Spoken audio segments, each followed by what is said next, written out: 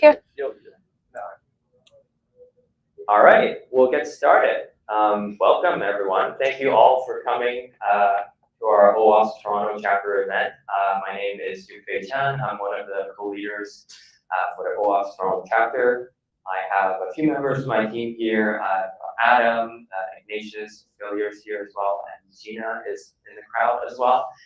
We put on these events to promote software security within the Toronto community. Check us out on Meetup, on YouTube, and on our chapter webpage. And today I'm very happy to have Chris from Security here. He's going to talk about pitfalls of using AI to generate code and what kind of security considerations you need to take into account when you do that. But before I do that, I'd like to thank our hosts, the Microsoft Reactor and Alexia here, and invite her to say a few words. Thank you very much. Hello everyone. As mentioned, my name is Alexia, and I am the program manager at the Microsoft Reactor Toronto. For those who are not familiar with me or the program, we are a community program with Microsoft organizing events both virtually and in person. We have 8 physical locations around the globe, and as I mentioned, organize many different events around AI and other technology online. We host both workshops, personal and business development sessions, and great content. If you scan this QR code on the screen, you will have access to our upcoming events in Toronto. I will leave that out for a second, and it will come back towards the end of these slides. But we specialize in collaborating with external groups, organization, user groups in our locations to be bringing these fantastic content in different cities, and just bringing communities together, offering networking opportunities and more. Oh, perfect. Thank you so much. Sorry. Almost. Oh. Is it not showing? No. Oh, it's not showing. Hold on a second. Well, that's a little bit more time for you to scan the QR code for our upcoming events. We have a wide variety of events coming up. Some are more technical than others. Our target audience or our general audience happen to be around developers and technical communities, as well as founders and entrepreneurs and students. So we definitely have, you can read a little bit more about the Reactor, thank you. We have content that would help folks in different stages of their career or in their business development to, again, learn more about AI and implement it in their career or businesses, as well as our certifications and workshops that we're hosting online. All of these events, I should mention earlier in my speech, are free and open for all to join. So feel free to join any events that you see on our site. If you scan this QR code, you would have access to all of the content that we're recording, as well as, or live streaming, as well as recording virtually from all of our locations around the globe. Highly recommend if you're looking to learn more about something new, if you're trying to develop your skills on AI or different topic, we most definitely have a session for you, whether it is upcoming or already available on our YouTube channel.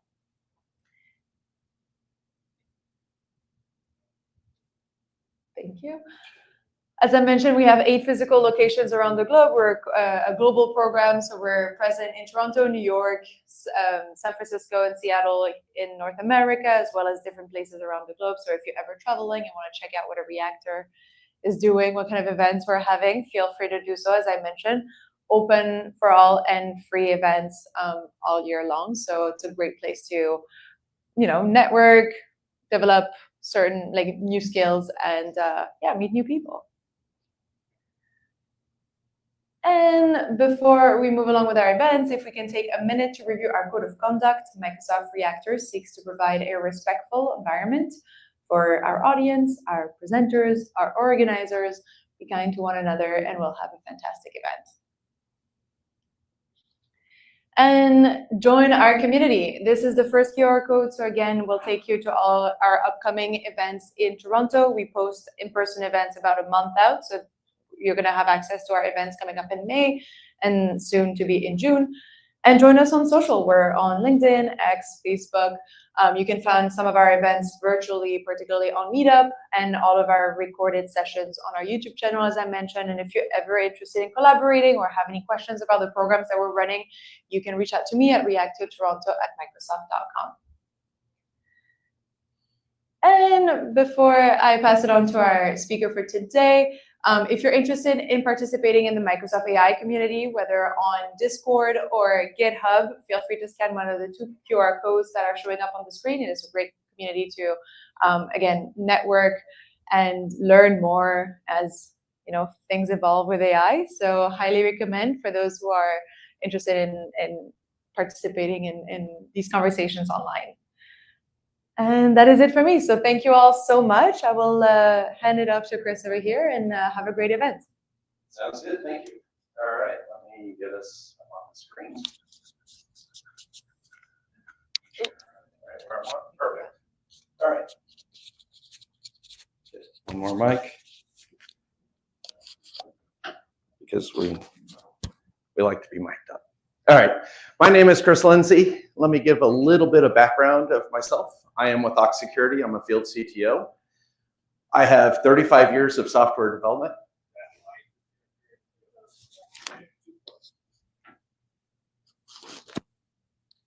Perfect. All right, try that again. All right, so I'm with Security. I'm a field CTO. My background, just to kind of lean into where we're headed today. I have 35 years of software development. 30 of it was in healthcare. The last application I was in charge of was a medication prescribing system. So if you were compromised, somebody could die, pure and simple. So security was paramount.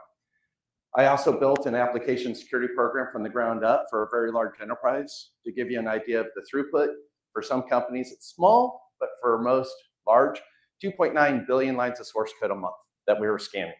So just a few. I enjoy today's topic because it is one that is near and dear to me.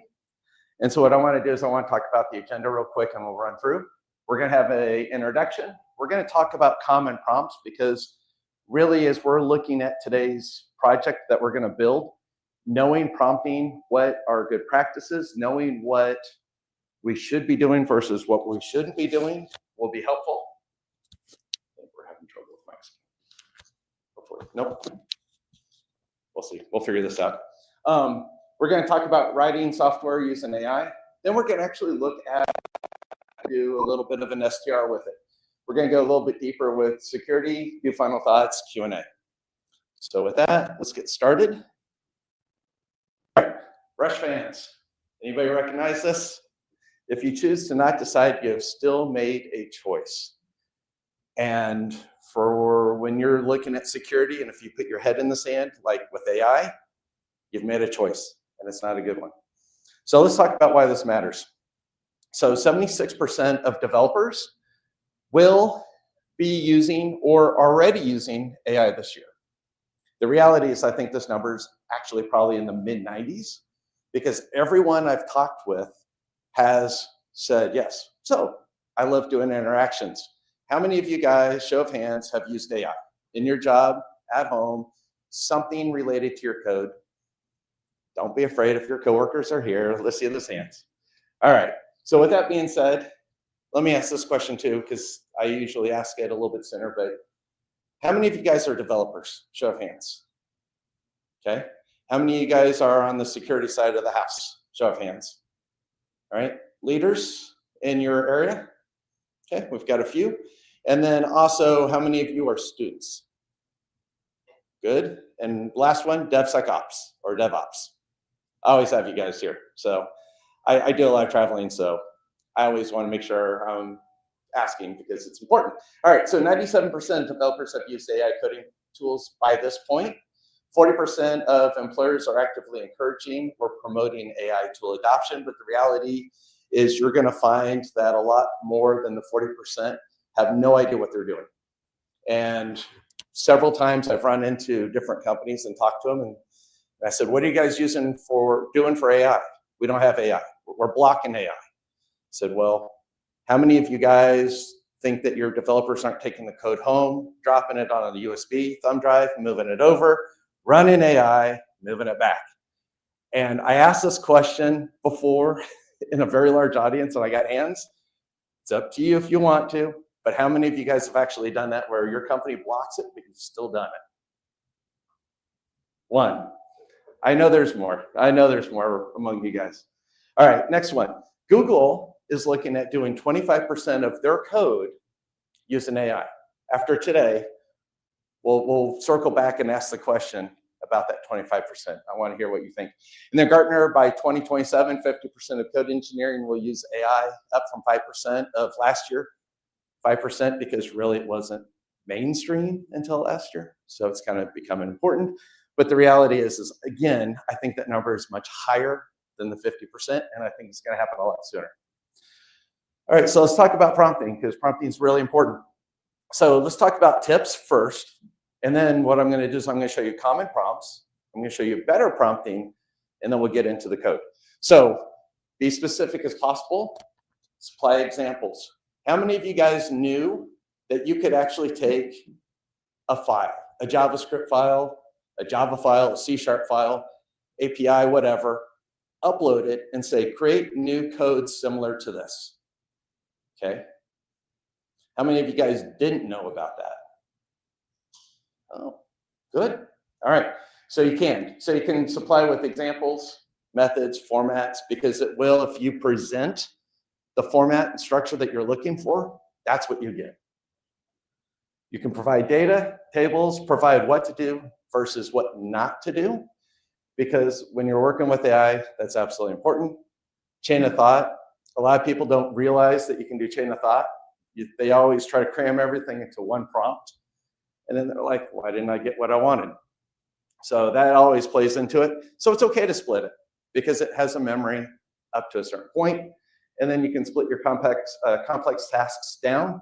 And then finally, understand that results can be wrong. Hallucinations is what they're called. We all know what hallucinations are when dealing with AI, because we've asked AI to do something and we've looked at the code and said, what was it thinking? Because what it gave us was gibberish or not even anywhere close. And we'll actually see that on one of my examples today.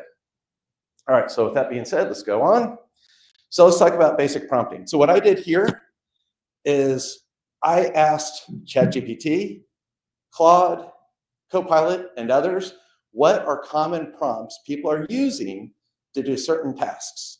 Because I wanted to see what is being done. Now, having my background, I know how to do better prompting, but I wanted to see what was common amongst everybody. As you see here, basic API, generate a basic C# .NET Core web application with CRUD. CRUD is create, read, update, delete. For a person entity, which it actually knows is first name, last name, and all the great information, use an entity framework. So you can see it does a pretty good job, and what people are asking makes sense.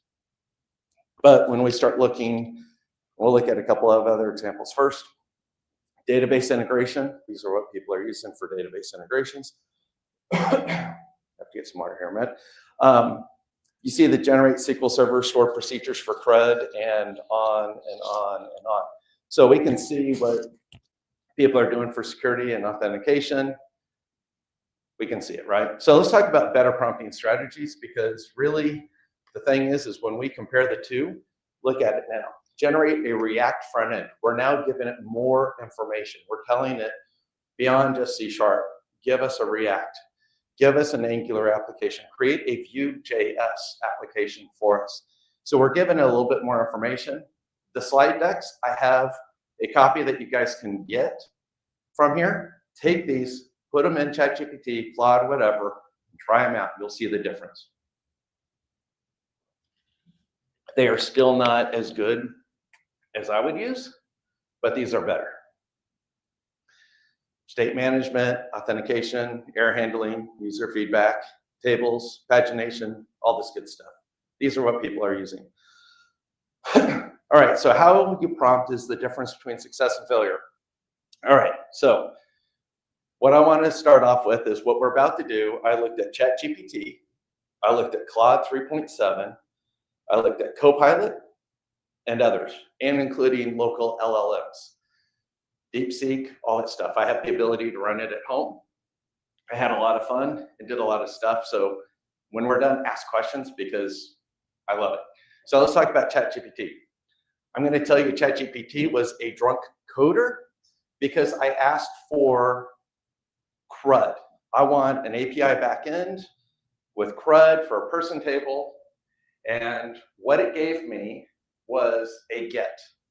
It forgot the create, update, and delete. Nice. I then turned around and said, all right, well, can you try a catch for the error handling? And it did. But I can't remember. Actually, my prompt is up there. Update the web page to include fields in the person model and add a button that calls back. It changed my get to an add. Removed get my get.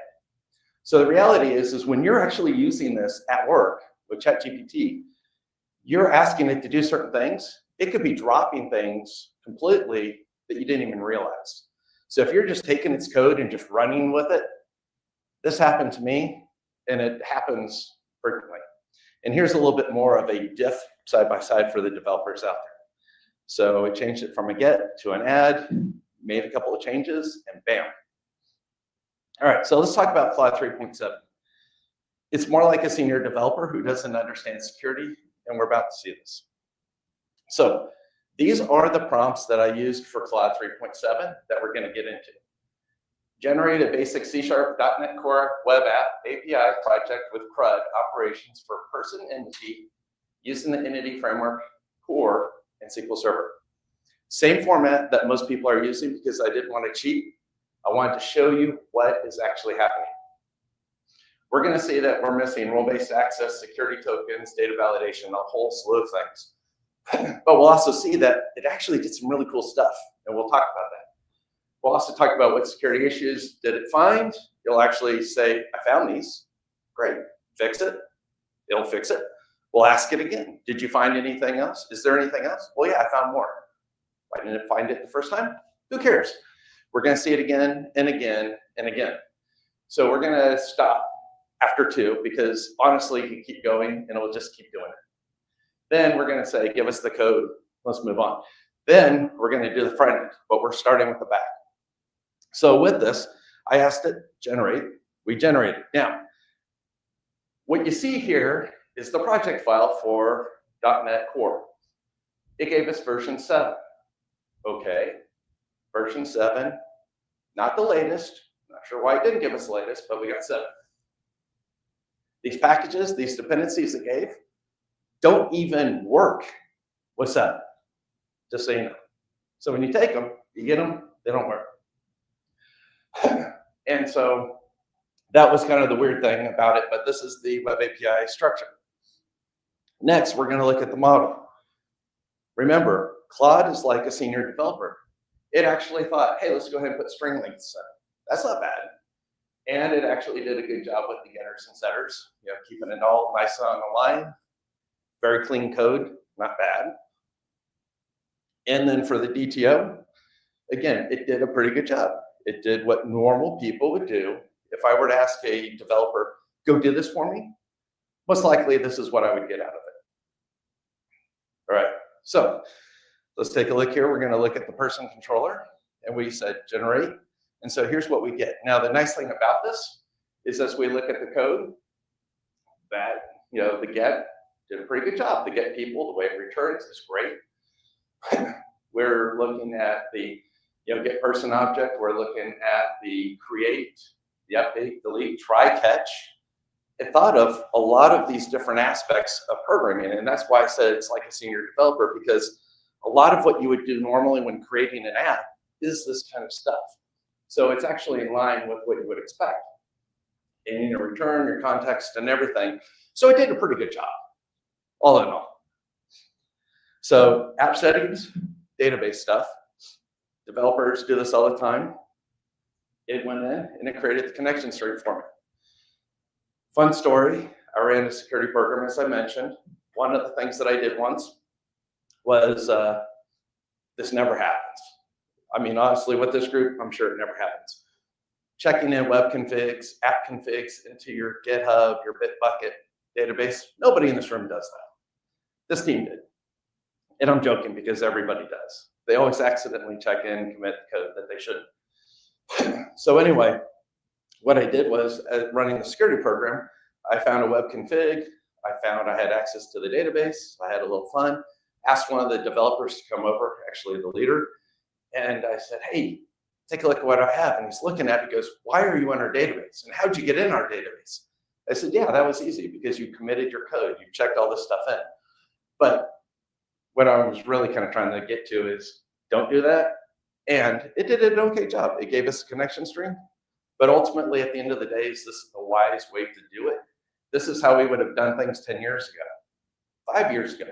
But today, when we're looking at doing this, and believe it or not, we'll find out here soon, but we should be using like a secrets manager or some way of saying, hey, in dev, go here, without actually committing the code, because developers will sometimes select all files, commit away, and away they go. All right, so with this, we asked it, hey, create this, and it gave us a good summary, even of 3.7. Hey, here's the project structure. I gave you a CS proj, a person model, database context, and that's, again, surprising. It did a great job.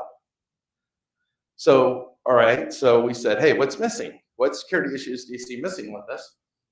And they told us, and it's not wrong. We didn't ask about JWT tokens, but it came up with them. They're like, hey, again, the whole idea of this is, why isn't the system doing this for us? Why are we having to ask it, hey, what's missing? Do it for us. We asked, we received. We said, please secure the code. So it did. And guess what? Look at all of what it gave us. Each one of these boxes is a separate file. And it broke it down to authentication models, application models, updated application objects. So much of a nice breakout using solid principles, I ended up with 80,000 lines of code, which for a simple CRUD application on a person entity, you could have probably done that in 2,000 or less. So to have 80,000 lines of code, but hey, guess what? It's clean and insecure. All right, so the authentication controller, it even added the error handling for, so we see the try catch. We see that information in there. And then guess what? Remember what I said about that connection string? It even put in the placeholder for Azure secrets. So it did a good job. We didn't ask, but it actually thought of, hey, I should probably do secrets. So we're going to come in and we're going to say, okay, do this for us. So it comes back and says, hey, I fully secured everything for you. It's given us the authentication and the authorization. It gave us the file. We said, what more is in there while you're doing this? And it actually came up with more things that it didn't do, but it's like, hey, by the way, you should probably do this stuff. You should probably add in, header information, protection and different aspects of it. It even included a health check. Most of us don't think about health checks, but if you're writing an API, you do want a health check to make sure that, hey, is my endpoint up? It's a good way that you can use, is my endpoint alive? Is things running or keep alive? So it actually did a pretty decent job at doing this, and it did logging. And then it came in and we're seeing, input validations and cross-site scripting, which we'll have a little fun with here in a minute. And it came in and did secrets management, API protection, error handling. It really did a fairly good job at making sure that from a security standpoint, a lot of those checkboxes were caught. But the question becomes, how good is it? We got code out of it. We asked it, hey, go fix this. Tell us what's wrong. Go fix it for us. And, it's token security and other things. So then we ask it again. Okay, now that we've done it once, here's our second time.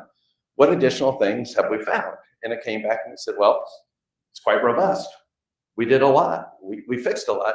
However, I still found more issues with secrets management, token security, input validation, the auditing and monitoring. And so really, the reality is how many times could you ask it, make this better, make this better, make this better, make this better, make this better, before we end up with something that's good? And not only that, but as we're looking at the make it better, make it better, make it better, is it forgetting anything along the route, as we saw with ChatGPT? Because that does happen. Code can get removed. Things can change. I mean, 80,000 lines of code. Are you going to know what's out there? If it auto-generated it for you, you have no clue what's out there. You don't know when things disappear on you because you didn't write it. So you don't know the code intimately. Like Stack Overflow, it does a good job. It's given a source code so we could copy, we could paste it in. It did a great job. It even came out and said, hey, dependency vulnerabilities that it found. Great. Why did you give us vulnerable dependencies to begin with? But regardless, all right, so by addressing these additional security issues, we'll fix things. So we said, hey, go fix it for us. And so it does. So let's take a look at what it gave us. All right, our audit service. I talk about this all the time. APIs, you should always log your inbound API requests. When anything comes in on an API, log. The IP address especially, which is here. The reason why this is important is because, again, keep in mind, that the medication prescribing system that I wrote, if somebody's in Georgia and somebody logs in 5 minutes later from another state like California or Toronto or somewhere else, they're either using a VPN or they've been hacked. Somebody has their access to get in. And the reality is if they're logging in 5 minutes, unless this is Star Trek and you have transporter capability, it's not happening.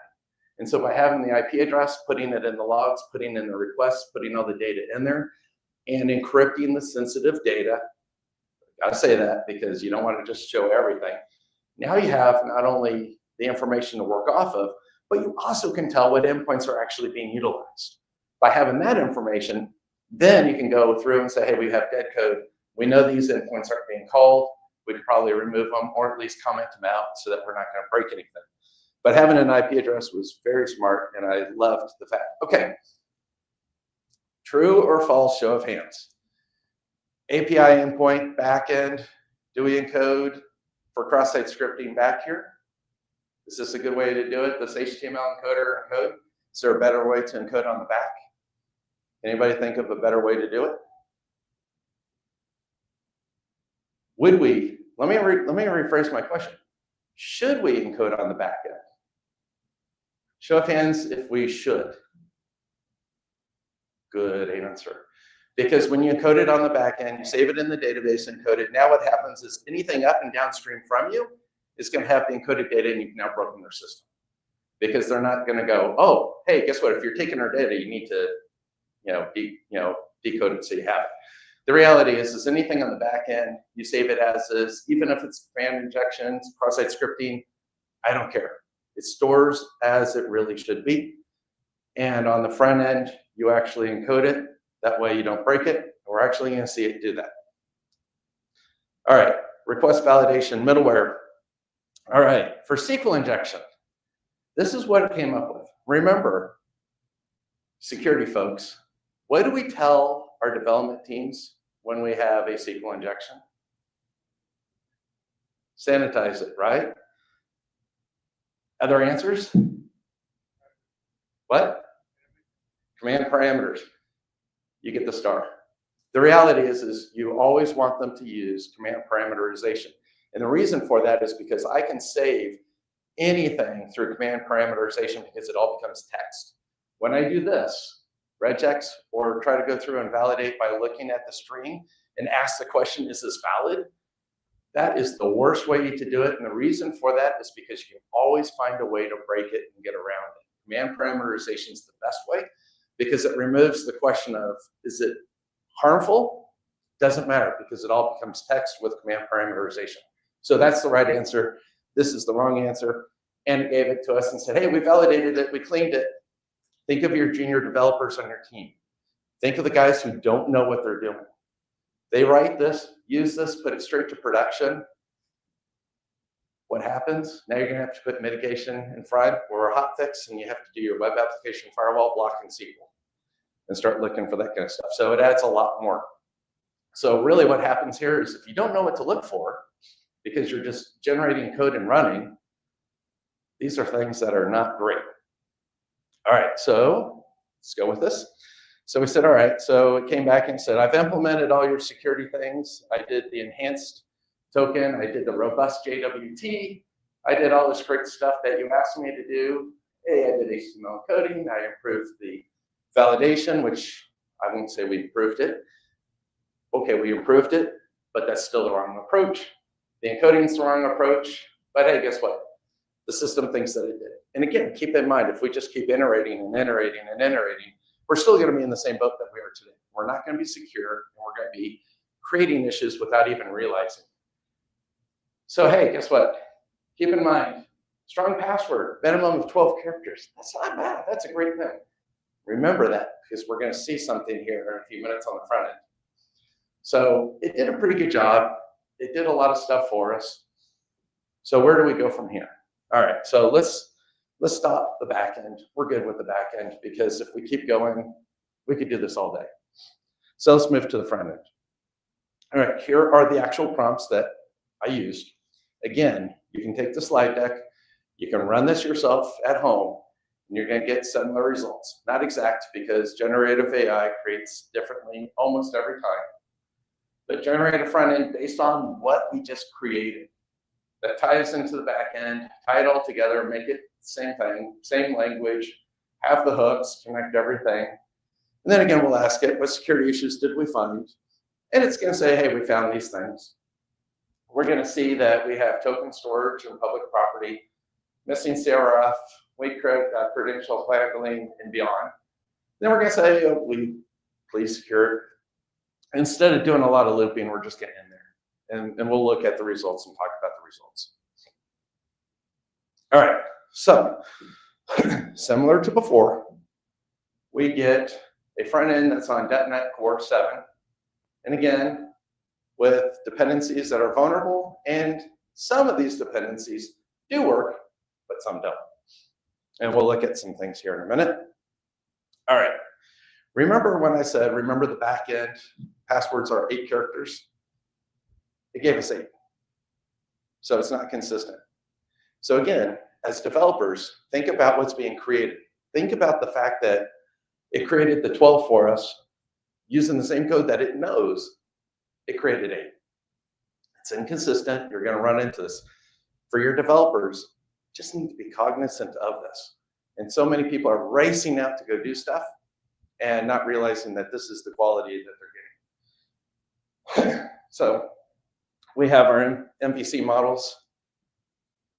We're going to look, and then validation, right? So I could sit there with pen testing tools, Burp Suite all day long, and pass in different IDs and get the data back. So the multi-tenancy is also failed. All right, so no validation on the back end to ensure. So again, if you're using this, it will create a very bad situation for you where you're going to make the news. Pure and simple. The people, when you look at this, all right, so HTML display 4.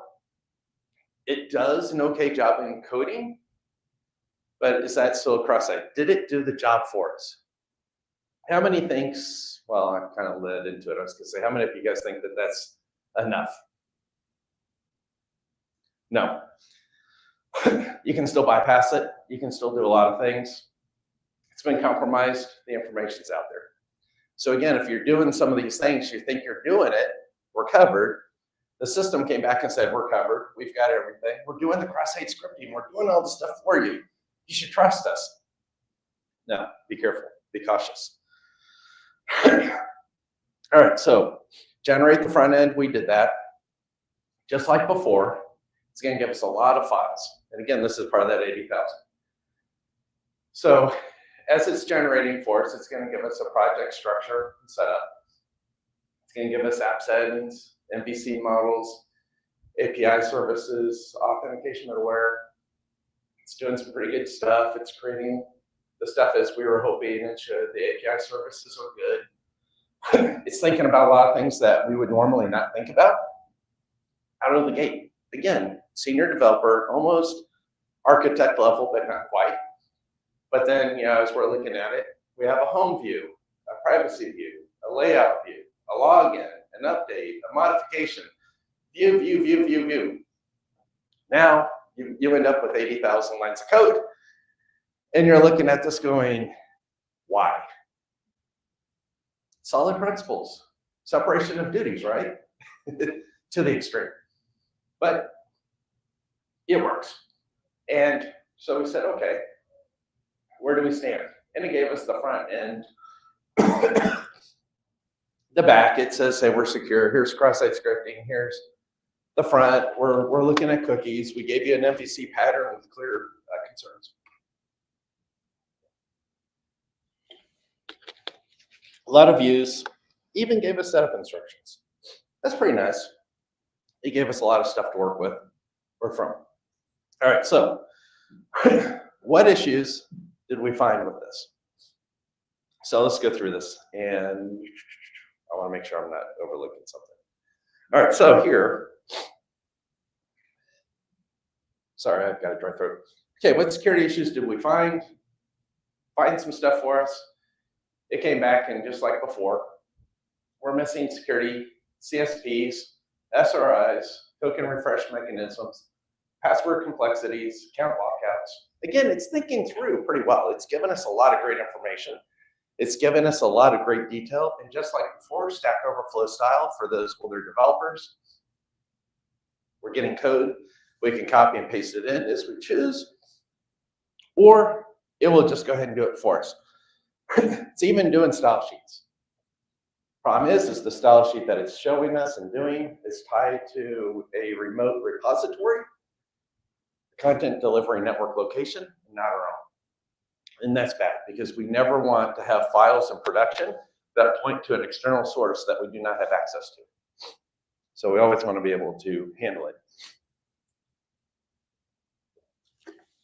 And so anyway, it's going through and it's showing us a lot of stuff. This one's kind of long, but it's given us, the error handling, all the information, and it's doing a pretty good job. All right, so let's move on. So here's what I was talking about.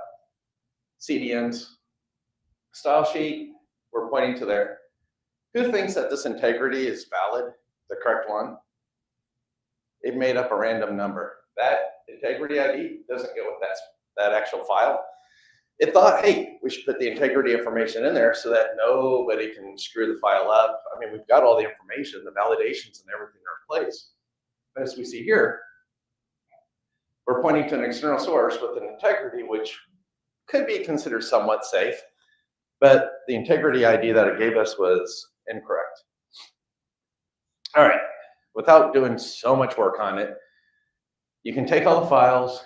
Here are the steps from a command prompt if you want to actually build it. Go in, make directory, copy everything over, save all the files. I gave you everything. So let's review the code. All right, like transformers, there's more than meets the eye, where the rubber hits the road.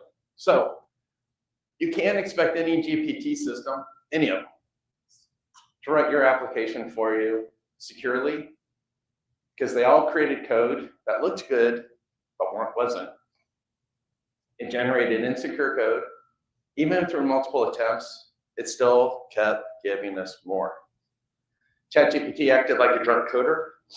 However, the code that it did give us did compile, but it was missing the vast majority of what we asked it. Remember, we only got the get, we didn't get the rest of the crud.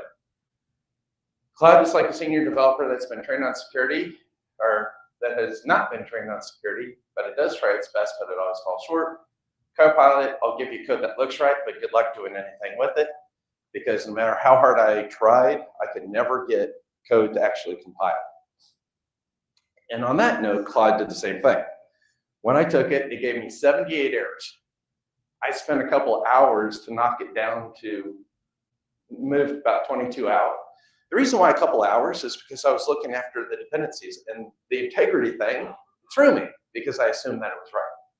I made the assumption was wrong. I spent a lot of time, spent a lot of effort trying to get it, and after a couple hours, I was only able to remediate 2, and I still had a lot more to go. Okay, so GPTs can only take you so far, but how about my security tools, right? What about the enterprise tools that you guys have? Because really that's what it's all about, is you're going to generate this stuff and then you're going to use your security tools within your enterprise. So GPT is an excellent starting point, only if you're willing to upload code to it. Be careful, because I can't think of any company that has in their policy that you can upload primary code from the company to a GPT system. So that question, when I said taking code, uploading it at home off of your computer, is an absolute no-no because most company policies forbid it. So let's go deeper with it. All right, so GPT can only take you so far. We have a JWT token expiry. We have a mass assignment vulnerability in .NET ASP.NET Core. We have log injection. The reason why several of these show is low is because I wasn't able to get it all the way so that it was all tied together. And this tool does a good job that if it can't tie it, it deprioritizes it because it's not important. Like dependencies, if they're not used, deprioritized out of there. So, but we see insecure JWT validation, cross-site script forgery, insecure deserialization, and the list goes on and on and on. These are the things that an enterprise tool will find that you're not going to find through the GPTs. All right, so what does GPT have to say about this? Because I asked it. So hold on, let's ask ChatGPT what it thinks. GPT can only take you so far. And its comment was, enterprise security tools like SAST, DAST, SCA are significantly better at finding security vulnerabilities than AI coding assistants like ChatGPT, Copilot, Claude, and here's why. And it has to compare contrast. And it does a fairly good job at explaining it, looking at it, and talking about it. For example, the enterprise security tools are written to go look for vulnerabilities. ChatGPT is written, well, to answer questions about flowers, the weather, some code, everything. They're not specific. Now, there are models. I know Microsoft has models that are focused on coding. Those are better, but you still run into the same problems. And from a GPT or from a GPT type format, think about it this way. When you start looking at LLMs and gradients, they're made to be able to remove and obfuscate information away. Well, if it's obfuscating information away, how good is it if you ask it specific stuff about coding? So anyway, when you look at the underpinnings and how it all works. So anyway, AI coding assistants are trained on a mix of secure and insecure code and on and on. Code-based coverage, you know, the difference. And these are all in the slides, so I'll go a little bit quicker. But the slides will be available. All you have to do, we'll have it on the site somewhere. False positives, false negatives, it's going to do it. How do you auto-remediate a false positive? Your AI code's going to, your GPTs are going to try to do that for you. Let me give you a good example of this. Remember we were looking at the cross-site scripting on the API, the backend? When I ran my program, we actually had this. We had a team that with our security tool said, hey, you have cross-site scripting on the backend. This team said, I want to remove it off my list. I want to fix it. I said, fine, do whatever you need to. Call me if you have any questions. We spent close to 3 days, well, they did, trying to find a way to make the tool satisfied with it. And the reality is you encode it on the front end, the back end you save it as is. There is no solution. And if you try to auto remediate it, as we saw here, it's going to break it. So you can't auto remediate a false positive. And so there's no magic bullet when it comes to this. You know, when you look at development in AI, and human intervention is important. Do not let your code, your systems do everything fully automated for you. Fun fact, there's a company, I have a friend that's looking for a job, and she told me that the company she's looking for, or looking at going, is automating the first and second line of support. And, hey, how are you doing? Are you using our product? Everything good? Blah, blah, blah. CSM. Problem is it's fully automated. You never know what it's going to hallucinate or give you good, bad information. You never know what you're going to get. And especially if the human's not in the loop, or when you're looking at source code. We've already seen today, if we're not doing STRs, we're not doing the right stuff, it's just going to run and do it, and who knows what you're going to get. And just because you can does not mean you should. And with that, any questions? Now, I do post daily on LinkedIn. If you snap a picture and want to connect with me, you can see the stuff that I write. I write daily, and I'm always putting stuff out there. People ask me questions.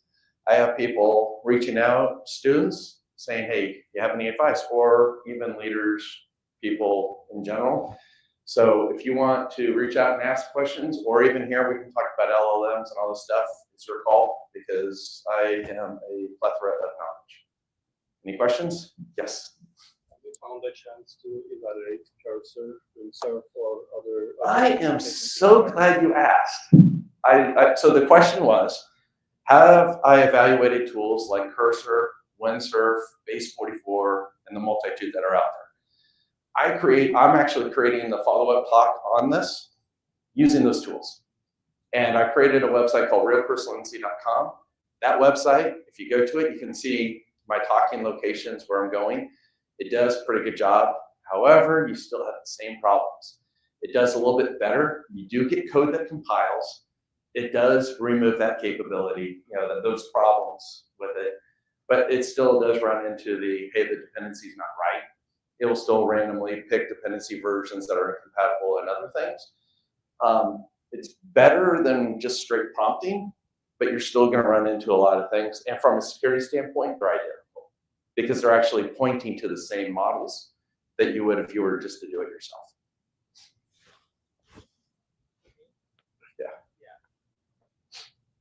So I had a question regarding running your own LLM, because if you run it online, it's going to have token limitations. Right. Yep. So if you run it on yourself, you mentioned in the earlier talk you enjoy doing that. Yeah. Is it any better at doing this sort of stuff because you can toss as many resources as possible into it, or you end up with the same-ish type thing. Okay. DeepSeek has a distilled model that you can run at home that actually runs pretty well if you have 64 gigs of DDR5, pretty fast, and a decent video card. I have a 5080 that I use for this, and it actually comes out pretty quick, almost like a GPT online speed, but the quality is hit and miss. If you use Llama, terrible. You have to find a model, and even if you're submitting or even giving it additional information to work from, still pretty terrible. It doesn't do a good job. Your online models are far better trained than your local.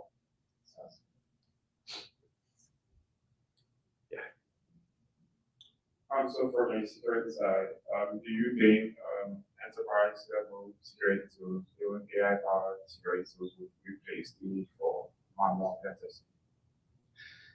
The AI powered tools will make it better, but still will not replace. So when you start looking at what AI can do for pen testing, for your DAS tools, for the different aspects that are out there, you're going to find that they actually do a fabulous job at making things better. It will take you a step further. Like even our product does a good job at actually creating auto remediation for you for the things that it identifies. But it also is smart enough to go, I can't do that because it's a false positive. So it does a good job. There's a lot of companies out there that do that as well. You just have to be very cautious and careful. And again, like I was saying at the end, I would never put it in a fully blown automation standpoint that you would never have human eyes on. So. Question from over here. Thank you. A bit of a different question here. There's a story in the news recently of HackerOne finding a lot of bug bounty submissions because there's a lot of people just using AI to try and find bugs, and then AI is hallucinating bugs that don't exist. And Right. it's kind of flooding these platforms with slop. So I just wanted to get your take on that. It's one of those things. Recently, a lawyer got in trouble by the judge, and actually, I think even disbarred because they were using AI to do all the lawyerese type piece. And the judge went back and said, hey, the stuff you're quoting doesn't exist. I even have my own. I was mowing the yard, and I was listening to this great podcast, and it had Easterly, who's in charge of in the United States, in charge of cybersecurity for this United States. And Jen Easterly was talking about hiring and the lack of resources to fill jobs, which we all know is not right. But I was writing a placed article that was going into Hacker News. And when I was doing it, I wanted to quote and talk about this. And I couldn't remember the actual podcast I was listening to. So I kept asking ChatGPT and the other ones, and ChatGPT came back and it finally gave me one that actually sounded like I remember. So I put it in. Stats and everything seemed to line up from what I remember. Our fact checkers came back and they said, who's this person that you're quoting here? And we looked at it, and I asked ChatGPT, it still was in memory. And it came back and it said, oh, I made this up as an antidote for what you were trying to do. So it picked a podcast that actually exists that would be legit, but it came up with a random host name. And it gave me a whole random example because I eventually did find the information I was looking for. And it was close, but it wasn't right. But yeah, so, when you're looking at this, you just have to be cautious. And, when you look at, bug bounties and submissions and all that, people think that they can run this. And think about this. You guys, several of you guys are leaders, security leaders in your company. These are the type of tools that are creating work for you that you're handing off to the developers, and they're coming back and they're going, I'm not finding what you're looking. This is a false positive. This is this. And what that does is that builds mistrust between the security team and the developer team. And you have to be very cautious because it's a fragile balance already as it is. So good question. Any other questions? See from over there.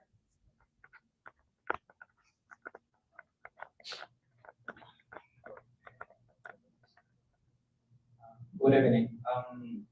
I would like to know, in your experience, what are the most common security flaws when you are doing AIs encoding?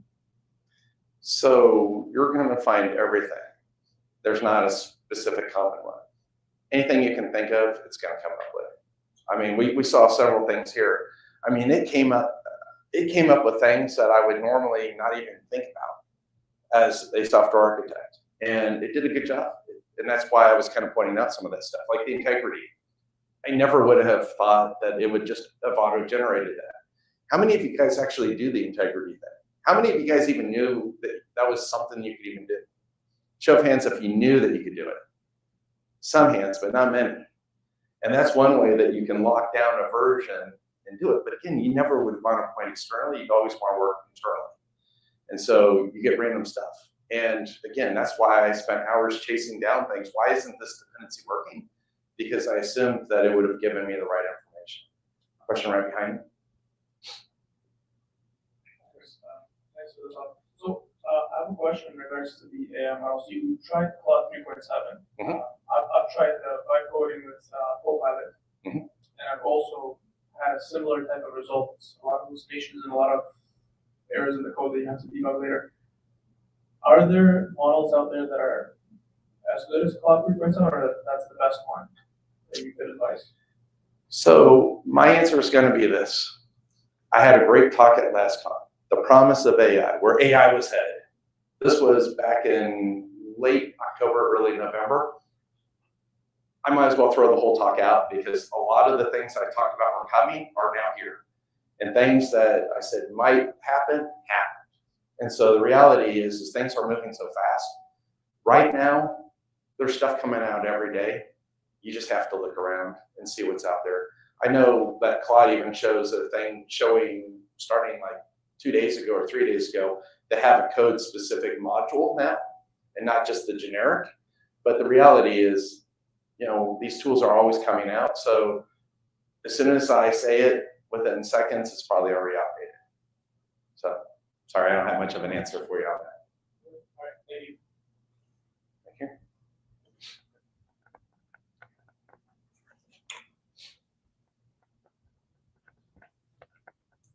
There is a question kind of out of scope. How do we make sure that whatever code is being written by AI is logically correct, not just free from defects? And I'll give you an example. React, Node.js, or similar JS-based applications found that half of my application loads before authentication, and there is data already out there for an unauthenticated user to see. So even with SaaS and DaaS tools, we are not able to catch that. How are we catching that logical deficiency? So let me ask you this. How's your senior tech review process work? So when you look at the whole software development lifecycle, as a developer, you're going to code it. And after it's coded, you're going to review it with a peer. And then you're going to do what's called senior tech review. For those who don't know what senior tech review is, it's where I would write the code. I don't know your name. I'll just point to you. He looks at it and we ask 2 questions. Does it work? As, hey, these are the JIRA tickets that I worked on. Does this work? Did I complete the task? Did I do what was asked? And then from a coding perspective, does it meet company standards? Are there any bugs? Are there any things? Now, let's say it escapes and gets all the way through. That's where your automated pen testing comes in, or your pen testing within your company. So I had 85 teams with the company that I ran the security program for. We had internal pen testers. We had external pen testers. The internal ones would find 10 times the findings of the externals, because the external ones were more black box. The guys that were internal were typically white or gray box when you're actually looking at what they had access to. Because sometimes, and guess what, summer's coming up. Leaders, when you bring in your interns, and this is what I did, and it worked extremely well for me. My intern, I had 2 interns one summer. I took them over to my SAS tool. I looked at command injection, command execution, and a few other really nasty findings. And I said, here's the list. Ask the question, does the code look legitimate? And if it does, let's go pen test it. Let's use Burp Suite. Let's use OWASP ZAP and the OWASP tools. And we were able to find things that way as well and validate them. And so pen testing should also find that through your process. Now, there's not a perfect tool that's going to find it, because unless it's actually executing and running and doing everything like a pen test would, most likely that would go unseen unless it's part of your senior tech review. And if that is something that you've seen, I would add it to your senior tech review checklist to say, hey, we should probably look at this as well, especially from an unauthenticated login aspect, especially those screens, because that's where you'll be bitten. Cool.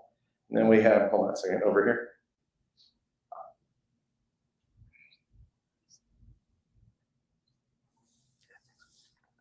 Yeah, another question. So I just want to take on it.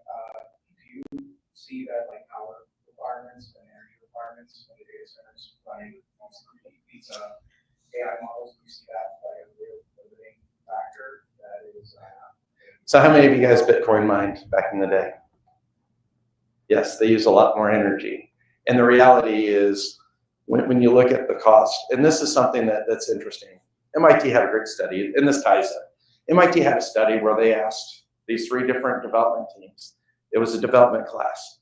You use ChatGPT, you guys use LLMs, and you guys do old school. Google, Stack Overflow, old school. When the project was done, it was on an old IBM language that is not current, and so it took a lot of effort.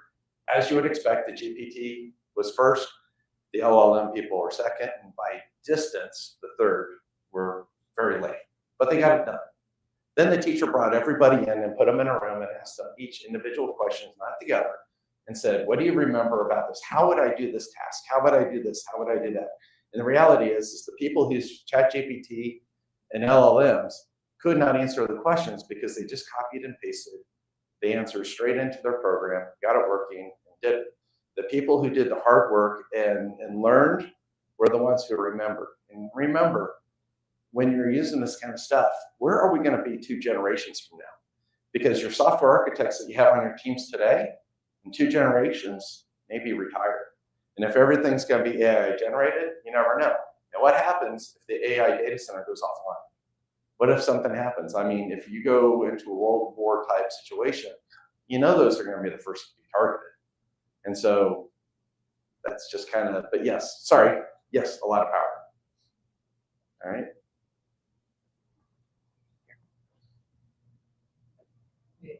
So my question revolves around treating AI code with additional scrutiny. For context, the reason I'm asking is because there are a lot of like SaaS tools that are coming out now that are advertising AI code detection and adding additional scrutiny or quality gates against that code. Right. To me, it sounds a little bit silly because code is code and the tool should be able to handle it. Right. So I'm wondering, in your perspective, do you feel like there's justification in adding this additional level of scrutiny on that type of code? I don't think you're ever going to have a tool that will be able to fully detect that. I mean, the reality is I could write code the same way time and time again. And if I go and scrape all of GitHub, you're going to find everything under the sun. You're never going to find the same way of doing things. You're going to see a lot of poisoning versus non-poisoning of the model, which is creating problems. But the reality is when you're looking at it, I could write a simple project very simple hello world, you'll never know that it's AI generated unless it has some kind of characteristic in the file or within the page that is identical. But then again, you look at the academic tools to identify when a paper's been copied off the internet. The reality is some of these tools will trip, even though the person writing the paper did it themselves, because they're actually writing at an academic level. And these AI tools are like, nobody would write like that, AI. But no, to answer your question, I can't think of 100% guarantee that you could be able to detect AI with code generated. So, okay, we'll do a few more. Because I could do this all night, and I know some people want to go home. It's an open-ended question. Sure. From your point of view, do you think software will ever be 100% secure? Like, do you think all software will ever be free of bugs? And why? I think even the hello world would probably be susceptible at some level, probably down at the OS level. The reality is you can't hit 100%. So when you're running your security programs, I mean, show of hands here, guys. 80% is probably the best you're going to hit on an application, trying to secure it. Because going that 20%, the 100%, you're going to neglect the entire rest of your company to focus in on that one, and you're still never going to get 100%. You're 80% from code, then you're going to have mitigation factors, your web application firewalls, you're going to have F5s, your load balancers, your stuff in advance, prior to your code, or even if it's running on the computer as a Windows service or some application internally, you're still going to have issues there to some degree. And the question becomes, how much time and effort are you going to put into it? The problem is a lot of the code bases are getting old now. You start looking at a lot of code, a lot of companies are like, yeah, our code's 15, 20 years old. Well, now you even have old VB6 applications still running. I know this for a fact because some of the companies I worked at before are unwilling to put the money into modernize it. But on the other hand, they're so old that hackers aren't playing around with VB6 stuff, and they're focused in on the web and other things. But the reality is you'll never hit that 100%. You can try, but you're chasing a dream. All right, over here. Hello. I'm taking this away from security for a moment and just the general AI code generation. Mm-hmm. You mentioned earlier everything is available on GitHub, or if you parse it enough. I'm going off the theory of like all code exists somewhere at the moment. How does that play into like protecting your IP? And like, okay, 20 years ago when you first started, it was a very hard product to build. Today, it'll take 20 minutes to develop. Not saying it's a great product, right? Pure. What are your perspectives on that component of the IP? So that is a very good question that I asked on LinkedIn about 2 weeks ago. If you use a code generator, who owns the right to your application? Because logically, your process could be considered the intellectual property, but the code itself was not generated by you. Who's liable? What copyrights were stepped on to create that? Because when you look at the licensing related to where it pulled some of it, it could be Apache licenses. It could be LGP, it could be, or GPL. It could be a lot of different ones that are out there. And the question is it's randomly giving you this code. And the question becomes, can you even legitimately be using it? So there's a lot of questions to be answered and asked on that front. And right now, I don't even think the lawyers have an idea of what the answer is on it. We could think about it, and hypothesize, but there really is not an answer on that. But I think your process and procedures that you created are kind of there, but then again, how many wheels have already been built that do the same thing that you might be running into at this point too? Okay. We'll do 2 more. Close relation to her question about IP, you mentioned uploading code onto GPTs. How secure do you think that is? Because if you uploaded it on, let's say, proprietary piece of software or code that no one else should have access to, it's closed source, what are the chances of a GPT leaking that to a different user who's able to prompt inject and who's able to reveal that information? Do you think that's secure in some way, or what do you think? Well, think about this. Go ask Sony PlayStation or Samsung. Their entire code base has been uploaded by developers saying, hey, would you make this better? The reality is this. I mean, developers, this is a question for you. Do we ever hard delete data? Show of hands if we hard delete our data. No, why don't we? Because it's too expensive to delete data. We have a field in there that says is deleted, status, whatever. We flag it. We never delete it. Even if we do hard deletes, even with the sheer volume of data that some of these systems produce, your expense trying to do that, and then you start creating a whole bunch of fragmentation, the whole thing falls apart. So the reality is you never delete the data. So whenever you submit anything to these systems, especially the free, they already tell you in their EULA that they train. Now, if you're using paid, you do have the ability to flip that flag. But let me ask you this.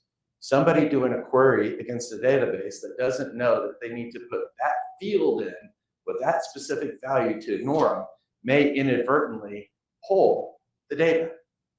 Now what? So the reason why I say check your policies is because there's a lot of companies that say it's not allowed. And the reality, back to your, talking about your, intellectual property, you're uploading that information to some other system externally. And now somebody that has access to the database could start querying and find it. Even if they're not using the GPT, they've got the data. So, okay, we have one more question from over here. And then afterwards, we can do one-on-one questions and answers. I want to let some people go. I really like your thought about manual code reviews. So there was a time before AI when devs used to write code. It used to take them a week doing something. And then there's a manual process to review the code. In AI world, you can generate a same code in maybe an hour. But you still have to do a manual code review. I want to know from you, what are your thoughts on scaling manual code review? Because initially, there are 5 people who are reviewing code, and it is going to take them maybe a day or 2. And now you have a million lines of code in a day that we have to review. So there is the scalability going on now when you have manual reviews. So are manual reviews going to use AI as well now? I have a great answer for you. One that just came out recently. Companies that jumped in to the AI bandwagon 100% are actually now falling behind their competitors. And the reason for that is because the code that's being generated is not as secure from a logical standpoint, is not what they want. I mean, again, I call them campfire stories, but when I was over at AWS reInvent a year and a half ago, 2 years ago, this guy comes up and he goes, hey, what do you guys do? And I wasn't working for Ox, it was another company. And I said, hey, we're a security tool company and blah, blah, blah. And he goes, I write clean code, why would I need you guys?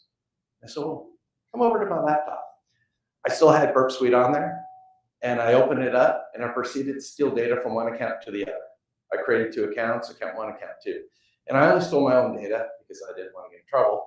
And then I pointed to him and I said, well, you don't really need this. What you need is API security, 3 booths down on the left.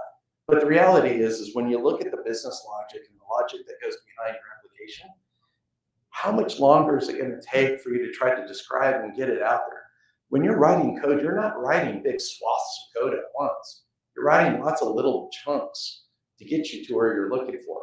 And you build frameworks within your environment. So you want to talk to a database, you just include this, backend library that you guys use that requires you to do command parameterization and other things. And so now you're doing things right and you're doing them well. But the reality is if you're using GPT type tools or even Cursor, Base44, or any of those, it's going to generate code really quick for you. And then when it's time to go debug, you don't know where things are. You didn't write it. So now it's going to take you more time to go figure out where a bug is, what happened, than if you had just written it yourself. So I think the answer is you're going to have more people spending more time trying to fix the front end before it even gets to SDR than you do today in development. Yes, job security. All right. Afterwards, come to me, ask questions if you want. I know that some of the guys want to go home or we have more pizza and drinks back there. It's been an absolute pleasure. I'm from Kansas City, so I traveled. It's a lot of fun. There's a lot of pollen in Kansas City, so I'm still a little bit because I go out and do a lot of walks and things. Some pollen here, but not as much. So that's why all of a sudden I'm just like, anyway, it's been a pleasure, and I thank you guys for having me. Thank you, Chris. This was an excellent talk. Thank you for sharing your insights. As you mentioned, we still have some pizza at the back. Feel free to stay for a little longer. We have until 8 p.m. to be here. Next month, our event is going to be on June 11th. It's going to be a dual event. First part will be about mobile application hacking with Corellium, and the second part will be about an OWASP project, agentic AI security. So stay tuned. We'll be announcing that soon, and looking forward to having you come again. Thank you. It's always fun to show my wife, the audience. She's like, "Does anybody ever come to your stuff?" I'm like, "Yes, they do." Don't take that side. Oh, I got that side.